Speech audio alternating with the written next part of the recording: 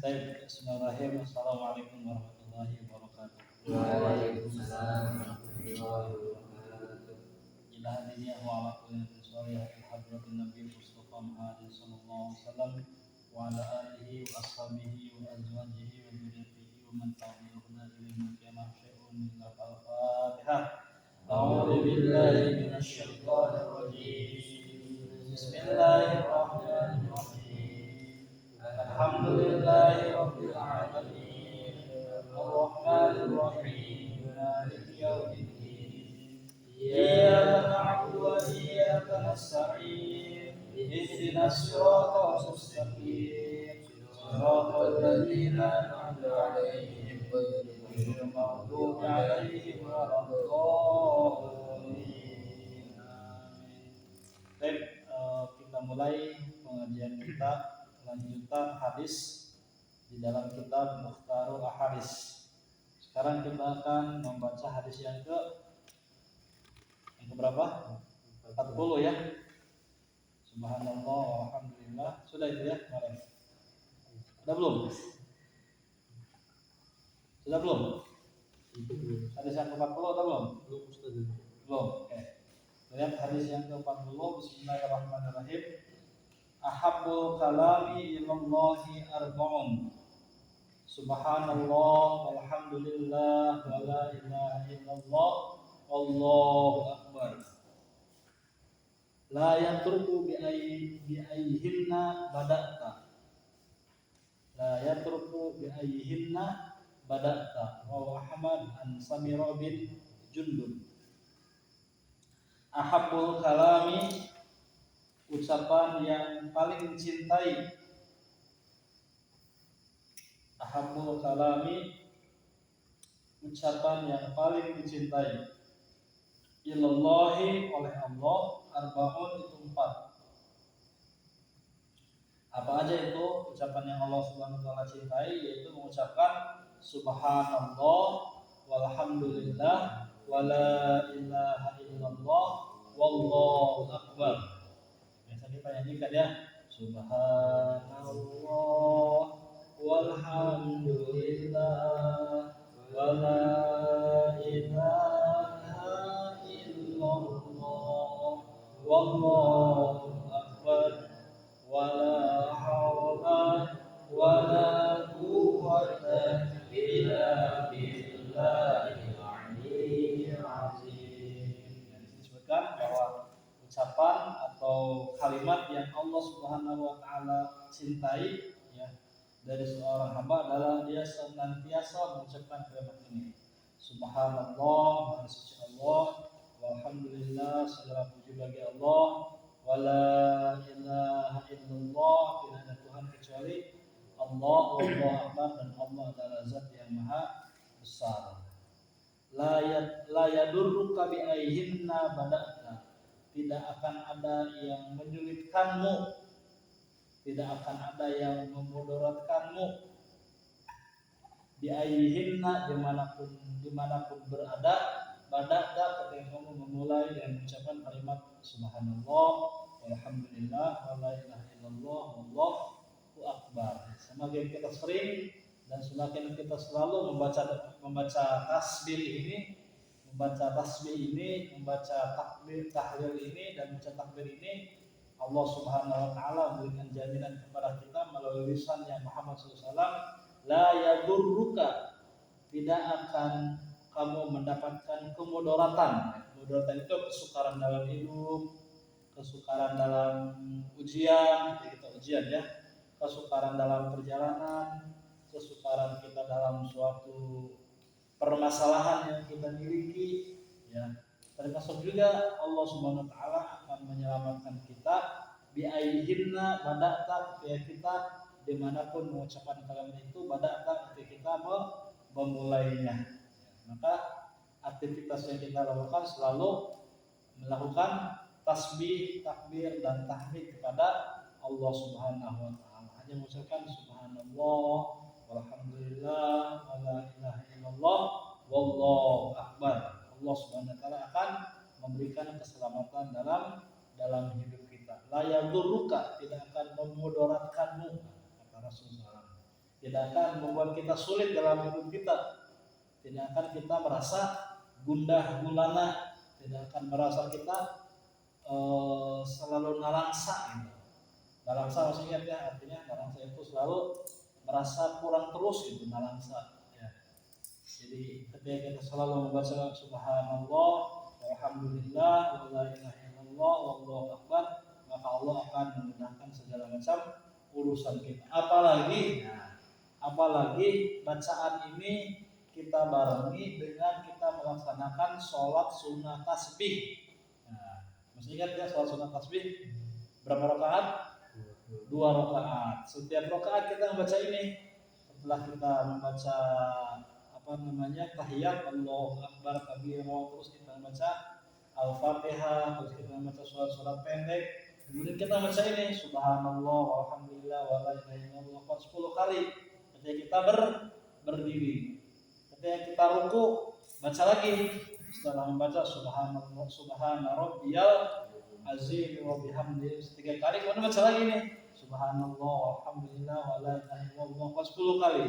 Sami Allahu liman hamidah rabbana lakal hamdu mil'us samawati wa mil'ul ardi wa mil'u ma syi'ta min syai'in. Baca lagi subhanallah walhamdulillah wala ilaha illallah 10 kali terus sampai kepada sebelum tahiyat. Ya, kita baca tahiyat as-salatu thayyibatu lillahi assalamu alayka ayyuhan nabiyyu wa rahmatullah sampai selesai kita ya. Sampai kita Allahumma inni a'udzubika min adzabil qabri wa adzabin nar wa a'udzubika min fitnatil masiihid dajjal wa a'udzubika min fitnatil mahya wa mamat. Baca lagi subhanallah walhamdulillah wa la ilaha illallah 10 kali. Setelah itu baru kita ucapkan assalamualaikum warahmatullahi wabarakatuh. Assalamualaikum warahmatullahi wabarakatuh. Kita sama dengan telah bertasbih, bertahmid, bertahlil serta bertakbir kepada Allah sebanyak 300 kali. Tanpa terasa ya, tanpa terasa kita membaca itu sebanyak 300 kali. Subhanallah, kalau kita bisa mengamalkan kata Rasulullah SAW, kalau kita bisa melaksanakan sholat tasbih dengan dawam ketika kita ada kemudahan, ketika kita ada kesusahan, ketika kita sedang membutuhkan sesuatu, kemudian setelah assalamualaikum dia bersujud kepada Allah, kata di dalam hadisnya, maka Allah Subhanahu wa taala akan memudahkan kepada orang tersebut berbagai macam pintu kemudahan Allah akan buka kepadanya. Ya, gitu ya. Khususnya Kang Basir nanti mau ujian di semester berapa? Semester 8 mau skripsi gitu ya. Mencoba melaksanakan sholat sunnah tasbih dan baca tadi subhanallah walhamdulillah wala ilaha illallah wallahu akbar 10 kali ya. Setiap gerakan rukun yang di dalam sholat kita lakukan 10 kali subhanallah walhamdulillah. Memang kalau pertama pasti berat ya. Pertama itu setengah jam baru kita selesai 2 rakaat. Kalau pertama setengah jam kita baru selesai sholat hanya 2 rakaat. Tapi kalau sudah biasa hanya 10 menit selesai. Ya, hanya 10 menit kita selesai. Tapi kalau belum terbiasa setengah jam kita baru selesai sholat. Assalamualaikum baru selesai. Tapi kalau sudah terbiasa 10 menit kita selesai. Ya. Kalau semakin terbiasa lagi, jadi mungkin hanya 5 menit kita selesai sholatnya. Khususnya kalau sholatnya emang asal-asalan ya, 1 menit selesai kalau sholat. Sholat yang memang tidak membawa kehusyuan ya. Maka kita ya di dalam hadisnya minimal dalam hidup itu sehari ya, minimal dalam hidup kita itu sekali telah melaksanakan sholat tasbih. Lebih bagus lagi setahun sekali, lebih bagus lagi sebulan sekali, lebih bagus lagi seminggu sekali, lebih bagus lagi setiap malam. Tapi kalau tidak bisa setiap malam, itu minimal sebulan sekali. Jangan sampai kita meninggalkan sholat sunnah tasbih. Nah, ini yang dibacakan subhanallah walhamdulillah wala ilaha illallah wallahu akbar. Kenapa harus kita melaksanakan sholat sunnah tasbih? Karena itu setiap manusia pasti membutuhkan hajat kepada Allah Subhanahu wa taala. Supaya hajat kita itu dibuka oleh Allah, supaya hajat kita itu dimudahkan oleh Allah, maka kita laksanakan sholat sunnah tasbih kepada Allah. Insya Allah. Nanti kita coba ya. Kita coba sendiri-sendiri. Ya silakan teman-teman yang punya hajat, yang punya kebutuhan, yang punya keinginan, ya yang punya dimudahkan rezekinya, yang punya hutang, yang punya masalah di kampus, ya bukan masalah perempuan ya. Kalau masalah perempuan mah masing-masing itu ya. Masalah yang kita hadapi ya, masalah berbagai macam masalah kita mencoba mengadu kepada Allah dan melaksanakan sholat sunnah tasbih 2 rakaat kita baca ini, mudah-mudahan Allah Subhanahu wa taala mudahkan segala macam urusan kita. Kita lanjutkan, ahabbu buyutikum ilallahi baitun fihi yatimun mukhrabun, rawahu Baihaqi an Umar. Ahabbu buyutikum, rumah-rumah kalian yang paling dicintai, ya, rumah yang paling dicintai, ilallahi oleh Allah, rumah-rumah yang paling dicintai oleh Allah. Rumah yang seperti apa? Baitun, yaitu suatu rumah, fihi, di dalamnya, yatimun mukramun, ada seorang anak yatim yang dimuliakan. Nah, kita ada yatim ya. Kalau kita muliakan yatim tersebut, insya Allah Allah Subhanahu wa taala akan mencintai kepada kita semua. Kalau kita memuliakan yatim, maka Allah Subhanahu wa taala akan akan mencintai kepada rumah-rumah yang di dalamnya terdapat yatimun mukramun ya. Di sini ada yatim ya. Di sini ada yatim ya. Kita hormati, kita jangan digalakin gitu ya. Jangan digalakin, kalau dia mau jajan kasih uang jajan, dia jajan sendiri aja. Kalau dia mau makan kasih makan. Suruh masak sendiri aja, jangan dimasakin. Biasa. Ya. Jadi kita hormati anak yatim ya. Kenapa kita harus mencintai anak yatim? Kenapa kita harus menghormati anak yatim? Karena Rasulullah SAW pun dilahirkan dalam keadaan yatim. Maka Rasulullah SAW mengatakan dalam hadisnya, "Anna waqafil yatim hakadha fil jannah."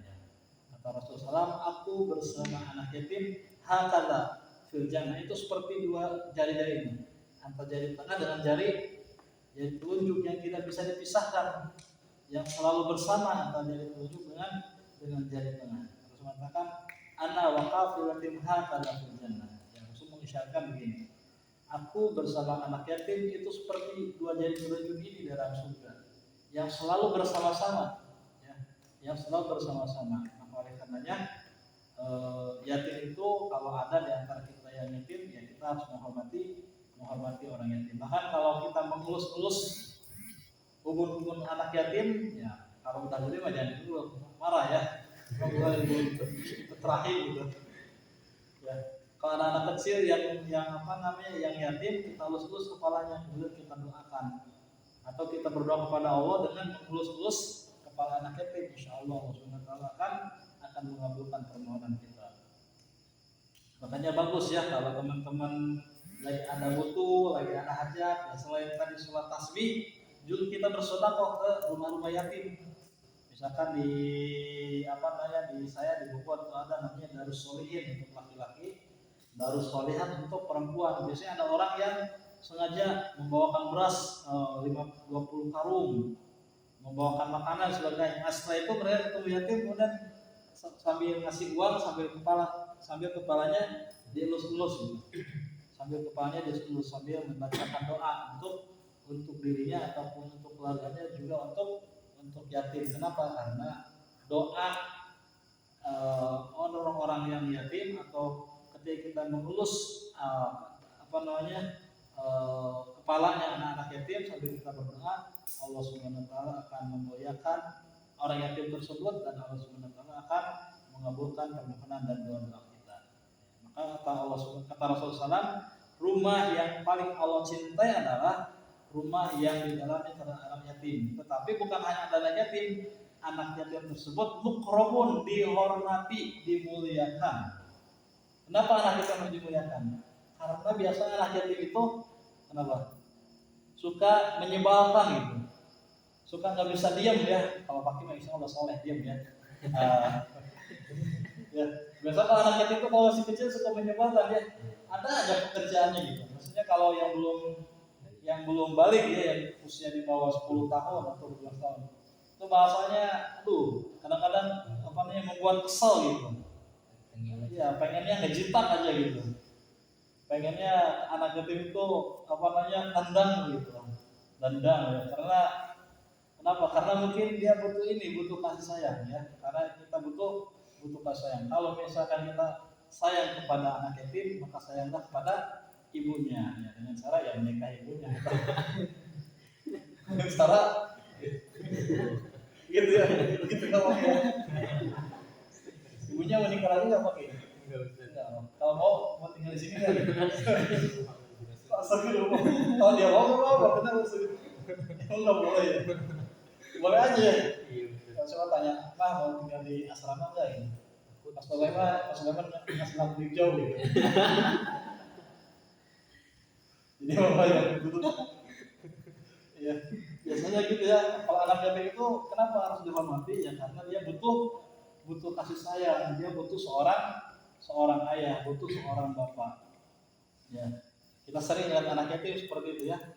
Anak yatim yang terkadang itu diterlantarkan, anak yatim yang terkadang dia membutuhkan orang tua yang memang bapak itu sangat penting sekali bagi kehidupan seorang anak. Ya, makanya biasanya anak kecil itu di dalam ilmu parenting, anak itu akan lebih mendengarkan kata-kata bapaknya daripada mendengarkan kata-kata ibunya.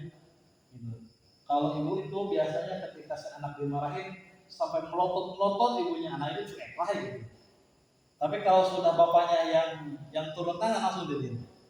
Gitu ya, ini kasus misalkan si Pairus itu. Si Pairus itu masih kecil, usia 11 tahun. Kalau sama ibunya berkali-kali dia marahin, tetap aja dia cuek. Tapi kalau udah gitu aja langsung takut. Apalagi kalau udah suara sampai kelas suaranya udah sampai nangis itu. Jadi emang orang tua itu bapak khususnya gitu. Kehadiran bapak itu bukan hanya memberikan kasih sayang seperti ibu ya, walaupun kadang-kadang seorang ibu itu lebih dekat dengan anak, tetapi biasanya kalau si anak itu susah disuruh, susah mengertinya, biasa kalau oleh bapak dengan hanya telunjuk aja seorang anak bisa langsung takut gitu, bisa langsung merasa perhatian gitu. Kadang-kadang seorang anak juga ya di dalam ilmu parenting, ketika dia selalu dekat dengan ibunya tanpa ada ayahnya, maka si anak itu kadang-kadang suka ada sesuatu yang merasa kurang di dalam dirinya. Maka perhatian seorang bapak kepada anak itu melebihi ya. Perhatian seorang anak kepada bapak kepada bapak itu melebihi daripada seorang ibu. Ya, terkadang seorang ibu lebih dicuekin daripada bapaknya gitu. Yang saya ceritakan tadi, ibunya udah berbusa-busa, udah melotot, cuek baik gitu. Tapi bapak ya hanya dengan telunjuk aja si anak langsung keder gitu. Kenapa? Karena biasanya orang tua itu khususnya bapak, kalau anaknya masih tetap melawan, ya udah mainnya bukan main mulut, langsung main tangan gitu. Maka si anak suka takut dengan seorang bapak. Maka oleh karenanya ketika ada seorang anak yatim kemudian kita hormati, kemudian kita muliakan, maka rumah-rumah tersebut akan disinari oleh Allah Subhanahu wa taala. Maka penting ya kita menghormati anak yatim. Kalau ada anak yatim ya kita pegang kepalanya, kalau kita punya uang beli permen gitu ya, kita beli makanan dan sebagainya sebagai bentuk penghormatan kita kepada anak yatim tersebut. Oke, yang terakhir, Bismillahirrahmanirrahim. Ahabullah ta'ala abdan samhan idza ba'a wa samhan idza ishtara wa samhan idza qada wa samhan idza qada. Rawahu Baihaqi an Abi Hurairah. Ahabullahu ta'ala abdan. Kalau masalah ini pernah ya? Ahabullahu ta'ala abdan. Allah Subhanahu wa taala mencintai kepada seorang hamba. Allah Subhanahu wa taala lebih mencintai kepada seorang hamba. Seperti apa hamba tersebut? Seperti apa seorang hamba tersebut yang dicintai oleh Allah Subhanahu wa taala? Samhan, itu mudah. Samhan itu mudah. Tasahul, memberikan kemudahan, sahlan. Itu mudah. Idza ba'a, jika dia melakukan jual beli. Jika dia membeli, dia mudah. Wasamhan idza ishtara, dan mudah ketika dia membeli, idza ba'a, ketika dia menjual. Wasamhan, dan mudah idza ishtara, ketika dia membeli. Wasamhan, dan mudah idza qada, ketika dia meminta sesuatu. Qada ay talabu malahu, meminta sesuatu. Mudah ketika meminta sesuatu. Wasamhan idza qada, dan mudah ketika dia memberikan sesuatu. Qada meminta sesuatu, iqtada memberikan sesuatu. Jadi seorang hamba yang dicintai oleh Allah SWT, seorang hamba yang tidak mempersulit hidupnya. Tidak mempersulit hidupnya. Sebetulnya hidup itu mudah. Sebetulnya hidup itu mudah. Yang membuat hidup kita itu susah apa? Pikiran kita. Yang membuat hidup kita ini sumpek apa? Hati kita. Yang membuat hidup kita ini susah adalah pikiran kita. Yang membuat hidup ini sumpek, tahu sumpek ya? Sumpek itu apa ya? Gimana? Apa sumpek? Iya, bukan ngap doang gitu nih. Kayak kesini enak, kesana enak, apa itu? Kayak nggak enak hidup itu gitu. Mau ke kampus, di kampus udah enak, kesel aja gitu bawaannya. Mau ke masjid, di masjid juga kayaknya kurang begini ya, sumpah gitu. Ke kampus tuh, dari kita di asrama tinggal, sumpah amat di asrama, kayak pengen pulang. Sampai di rumah sumpah juga, ngapain gue di rumah nonton TV doang. Ke asrama lagi, sampai di asrama sumpah lagi gitu. Yang membuat kita sumpah sebetulnya hati kita yang buat sumpah. Kenapa? Ya lu lapang aja gitu. Jangan dibuat sumpah gitu. Jangan dibuat seakan-akan hidup itu hanya untuk sekarang. Seakan-akan hidup itu tidak ada lagi kehidupan setelah sumpahnya itu gitu. Jadi yang membuat sulit hidup kita itu adalah pikiran kita yang membuat semua permasalahan itu seakan susah amat ini hidup ya. Mau jajan susah, nggak punya uang. Mau beli sesuatu susah, nggak punya uang. Mau ke kampus nggak ada motor, susah. Nah itu yang membuat sebetulnya hidup kita sulit itu karena pikiran kita. Coba jalan kaki, masih mending kita masih bisa jalan. Banyak orang yang tidak punya kaki, motornya odong-odong, masih mending odong-odong juga ya. Masih banyak orang yang nggak punya motor, gitu. Masih mending kita bisa jalan. Masih banyak orang yang nggak bisa jalan. Ketika kita nggak bisa jalan, masih mending kita nggak bisa jalan dengan menggunakan tongkat dan yang lainnya. Masih banyak orang yang merangkak ketika berjalan. Masih mending dia bisa merangkak ketika jalan. Masih banyak orang yang tidak bisa berjalan karena meninggal dunia, akhirnya dijalankan. Nah, jadi yang membuat hidup kita ini sulit karena pikiran kita ya, terkadang membuat sulit hidup itu. Yang membuat hidup itu sumpek ya, itu karena hati kita yang tidak mau lapang ya. Yang membuat hidup kita ini yang membuat hidup kita ini, tadi saya melihat di Instagram barusan banget ya, kalimat ini gitu bagus juga, kata-kata dari Ustaz Adi Hidayat. Yang membuat hidup kita ini sulit adalah karena pikiran kita, kata dia. Yang membuat hidup ini sumpek, rupek, itu adalah karena hati kita yang tidak mau lapang. Yang membuat hidup kita ini yang membuat hidup kita ini tidak mau banyak teman atau susah untuk bergaul, itu karena memang kita tidak mau mengajak orang lain mau bersama dengan kita. Ya, terkadang kita seperti itu ya. Kadang-kadang kita pengen sendiri, kadang-kadang kita tidak mau punya teman dan lain sebagainya. Itu yang membuat kita susah untuk bergaul adalah karena kita tidak mau bergaul dengan orang lain. Sehingga kita merasa selalu pengen sendiri dan lain sebagainya. Maka kata Rasulullah SAW di sini dijelaskan, seorang hamba yang dicintai oleh Allah adalah samhan idza ba'a. Dia memberikan kemudahan apapun ketika dia menjual. Dia memberikan kemudahan apapun ketika dia membeli. Dia memberikan kemudahan kepada orang atau kepada siapapun ketika dia qadha, ya, meminta sesuatu ataupun dia memberikan sesuatu. Jadi hidup itu dibawa enjoy aja gitu. Kalau bahasanya Prabowo apa? Bahasa Prabowo disenyumin aja gitu.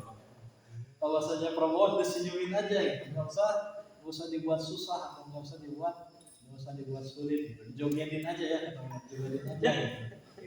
Punya uang dijogetin, nggak punya uang dijogetin ya, dan lain sebagainya. Ya, di sini sebetulnya konsep hadisnya ya, tidak boleh kita membuat hidup kita ini menjadi sumpah. Kenapa tidak boleh? Karena setiap satu ada kesusahan pasti akan dibuka oleh Allah Subhanahu wa taala beribu macam kemudahan. Apa dalilnya?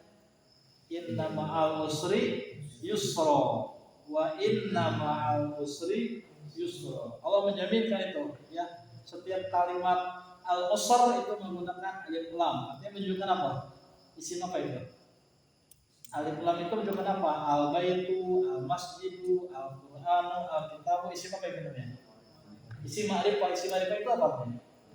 Menunjukkan kepada khusus ya. Tetapi yusra-nya itu menggunakan kalimat apa? Isim nakir itu menunjukkan apa? Banyak, umum. Baitun rumah yang mana? Umum. Kitabun yang mana? Umum. Yusrun mudah yang mana? Umum. Jadi setiap kali Allah Subhanahu wa taala memberikan kesulitan di dalam hidup kita, hanya satu kesulitan, al-usr, yusron. Setelah itu Allah Subhanahu wa taala akan memberikan kemudahan, berbagai macam kemudahan untuk hidup kita. Yang membuat sulit itu justru bukan karena masalah Allah, tapi karena pikiran kita yang sumpek tadi itu. Hati kita yang sumpek sehingga seakan-akan hidup itu susah. Kadang-kadang apa yang kita inginkan tidak sesuai dengan apa yang kita harapkan.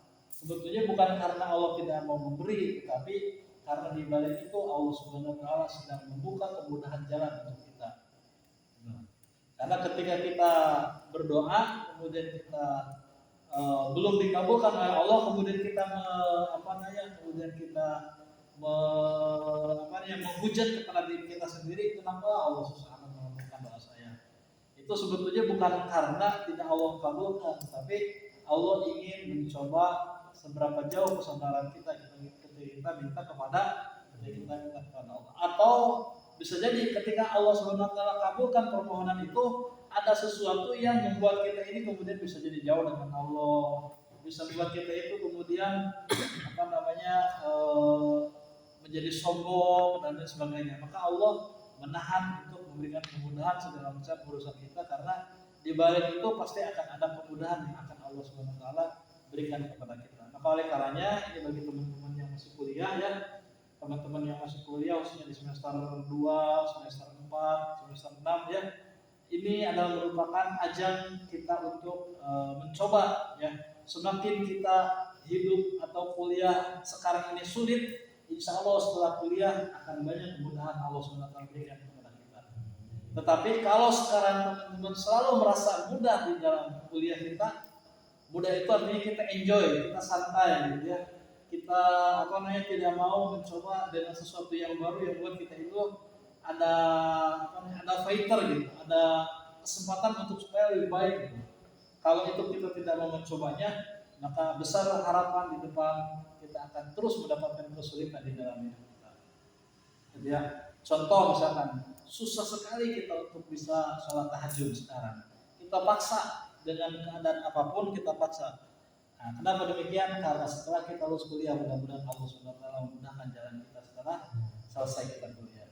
Tapi kalau dari sekarang sholat tahajudnya jarang, sholat duhanya sering dilewati, berzikirnya dengan HP, misalnya bukan di sini ya, di tempat yang lain, di sini kita sholat semua.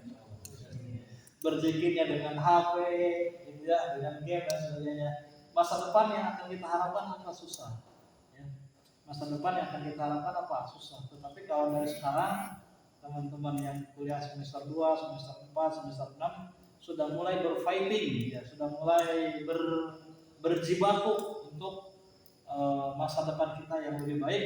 Insya Allah ketika dari sekarang kita sudah mencoba mencari sesuatu yang susah, yang kemudian di masa depannya Allah Subhanahu wa taala akan berikan kemudahan segala macam urusan yang akan kita hadapi. Karena kita sudah terbiasa dengan urusan-urusan yang sulit tersebut. Ya, maka beda antara orang yang biasa biasa hidup susah dengan orang yang terbiasa hidup mudah. Orang yang terbiasa hidup susah kemudian dia mendapatkan kemudahan, biasanya dia akan selalu tenang. Tapi kalau ada orang yang terbiasa hidupnya mudah, ketika mendapatkan cobaan dari Allah biasa stres. Lebih daripada stres biasanya bunuh diri gitu. Yang terbiasa dia hidup susah, gitu ya. Tapi kalau dia terbiasa hidup susah, kita di asrama susah, mau makan misalkan susah, harus masak sendiri, mau nyuci susah, tidak ada yang nyuci, laundry nggak punya uang ya nyuci sendiri. Gitu. Mau neriska susah, ya nggak bisa kita neriska sendiri karena masih jomblo, kayaknya neriska sendiri nggak bisa dulu gitu ya. Akhirnya susah semua, tapi dengan faedah seperti itu, ya setelah kita lulus kuliah ya mudah-mudahan Allah Subhanahu wa taala memudahkan jalan hidup kita dengan adanya kesusahan. Setelah kita ada istilah kan berakit-rakit ke hulu, bersenang-senang kemudian. Kita coba sekarang susah, insya Allah mudah-mudahan setelah kita kuliah Allah memberikan kemudahan dalam hidup kita. Ya, ini ya sama, saya juga kuliah dulu waktu kuliah di Libya. Kalau teman-teman sih enak kuliah di sini ya, ada hafalan-hafalan. Saya kuliah di Libya setiap minggu itu pasti ada hafalan Quran. Satu semester itu harus hafal 1 juz. Jadi kuliah semester 8 berarti 8 juz selesai. Jadi semester 1 itu kuliah juz amma, juz kedua semester 2 juz 29, semester 3 juz 28, semester 4 mulai juz 1, juz 2 sampai selesai kita semester 8. Itu setiap kuliah harus ada hafalan, ditanya satu gitu. Di kelas itu ada 30 orang. Lanjutkan kalau nggak bisa, dikeluarkan gitu. Hafalan di sana gitu. Kalau nggak bisa tahu gitu, kalau nggak bisa yang lain nggak bisa gitu, kita nggak mau. Saya pernah dikeluarkan dari kelas gitu. Sulaiman, Istamil, lam hafal Ustaz, khurujan gitu. Saya belum hafal Ustaz, suruh keluar ya, hanya ngapalin di luar.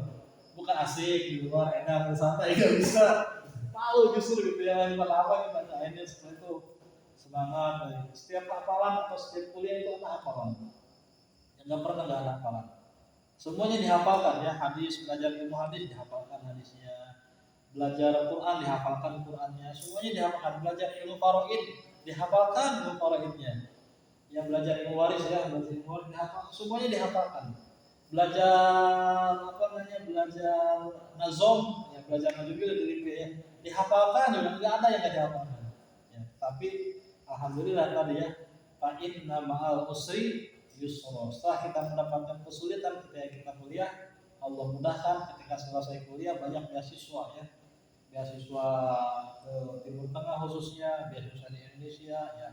Kenapa demikian ya? Karena kita merasa sulit ketika kita kuliah, ketika S1 ya. Kalau teman-teman sekarang sudah merasa tidak ada sulit kuliah, ya santai-santai gitu ya, enjoy, apalagi kuliah ya. Saya bukan menghina ya, kuliah adik Win anak-anaknya. Kalau saya tanya, kamu udah selesai belum baca buku? Saya wajibkan mereka beli buku gitu. Setelah diktator yang jual diktat beli motor, wajib beli buku.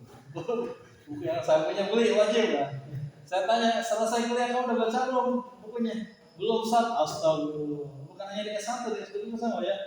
Saya wajibkan mereka punya buku. Saya ada buku, misalkan mengajarnya tentang perbankan saya buat buku akan produk perbankan syariah. Udah mau UAS ya, udah selesai belum dibaca bukunya? Belum Pak. Astagfirullah. Kapan selesai dibacanya gitu? Saya ngajar mata kuliah metodologi penelitian ekonomi Islam. Saya udah buat bukunya. Saya tanya, sampai mau UAS saya udah selesai belum baca bukunya? Belum Pak. Karena terbiasa hidup santai. Tapi kalau memang serius, kalau memang fighter ya mau nggak mau dia rajin-rajin membaca buku. Harapan saya seperti itu ya. Teman-teman yang sedang kuliah semester 2, semester 4 ataupun semester 6, kita fighter dari sekarang ya. Kita seriuskan kuliahnya berharap dan berdoa kepada Allah Subhanahu wa taala, mudah-mudahan setelah kita selesai kuliah Allah mudahkan segala macam urusan kita, Allah mudahkan segala macam harapan kita, dan Allah mudahkan hajat-hajat kita, sehingga ya kita berharap selesai kuliah ada yang berdoa mungkin ingin langsung kerja, Allah bukakan kemudahan untuk kerjanya, atau mungkin setelah lulus kuliah ada yang langsung nikah, Allah mudahkan untuk mendapatkan calon pendamping hidupnya. Amin ya. Amin semuanya harus diniatkan dengan baik. Kalau memang itu baik kita menikah, mudah-mudahan itu adalah jalan terbaik untuk kita semua. Wallahu a'lam bishawab. Jadi amanat saya satu ya. Setelah yang kita kuliah sekarang ya, semester 2, semester 4, semester 6 kita berlomba-lomba untuk berfighter, melawan dengan semangat, melawan kesusahan kita dalam membaca, melawan kesusahan kita untuk bangun malam, kesusahan kita untuk bisa sholat duha, kesusahan kita untuk melakukan amal-amal yang soleh yang mudah-mudahan itu membawa kebaikan untuk kita di kemudian harinya. Kita akhiri dengan baca kafaratul majelis. Subhanallahumma rabbana wa bihamdika asyhadu an la ilaha illa anta astaghfiruka wa atubu ilaik. Wassalamualaikum warahmatullahi wabarakatuh.